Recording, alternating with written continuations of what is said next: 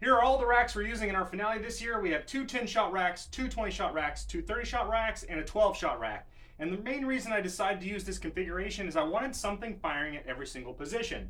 So what I'm going to be doing is having the two 20-shot racks on the outsides. They're fanned, so a little more sky coverage. Then the two 10-shot racks on the next position, then the two 30-shot racks, and then the 12-shot rack in the very middle. So a lot of these racks have been sitting in storage since last year, so the first thing I like to do is grab a flashlight and go ahead and scan the tubes to see if there's any debris. One time I found a mouse inside one of my tubes because it had been sitting out in an outbuilding, all winter long.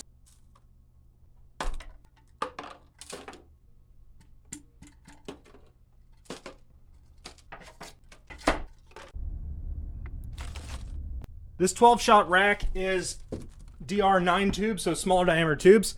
So what I'm going to do is use all of my Freedom Defender shells from T-Sky that are 1.5 inch cans just to get rid of them in the show. I want all of these shells to go super fast in the finale. I'm just going to sky puke the crap out of it. So we're using quick fuse. I'm going to cut strands to go down the middle here.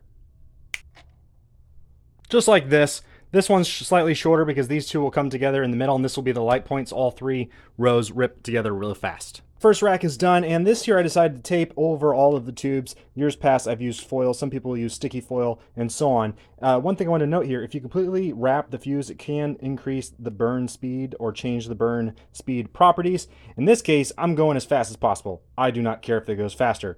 I'm just covering the fuse here so I don't prematurely light it. This will be my ignition point. I'll put some quick match over this fuse and have an electric match on the end. I'm going to cover this with tape now, do the electric match, quick match on site.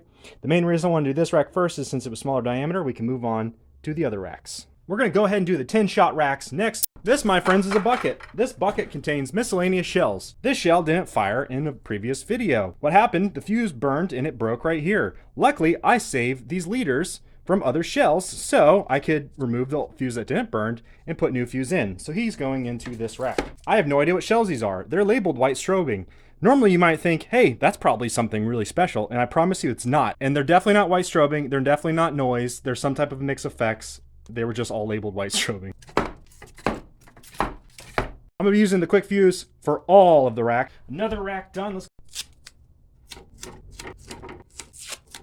Another one bites the dust. We're going to do these 20-shot racks next, and I have these reloadable comets, and we're going to put these in the first couple shots so they kind of shoot in at each other. Apparently, I only have 3 of those, so whatever. Bucket's empty, but don't worry, I have plenty of shells left. We got a bunch of these Boom Wow Pyro Alienware shells. I have a set of 24. I have 12 here. 12 are going to be used in a future video, so we're going to go ahead and use these now in the 20-shot racks. I have a bunch of the Raccoon bulk pack shells, and so it's the same 6 effects in each kit. I'll do a future video on these shells, but right now I have 48 of these I'm going to use to fill a bunch of my racks. I'm going to try to put a set of 6, at least in the 4 larger shot racks, because they all have mine effects with them.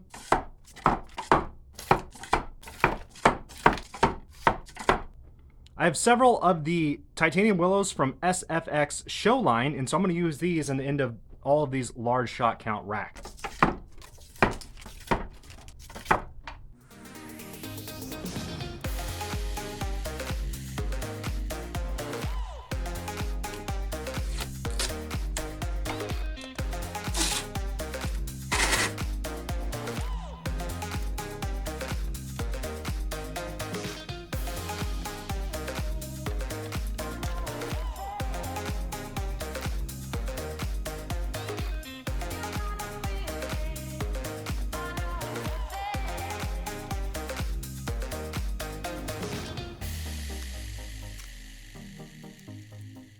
And for the last two 30-shot racks, someone remind me to rebuild these next year. I meant to do that this year. We're going to start off with the Minecraft shells from SFX Fireworks. These have mines up to breaks. I'm going to do a video on these as well because I have more of them.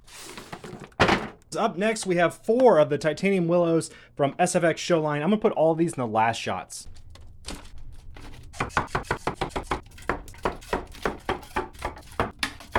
To finish, we have a bunch of the Raccoon bulk shells to fill up these racks.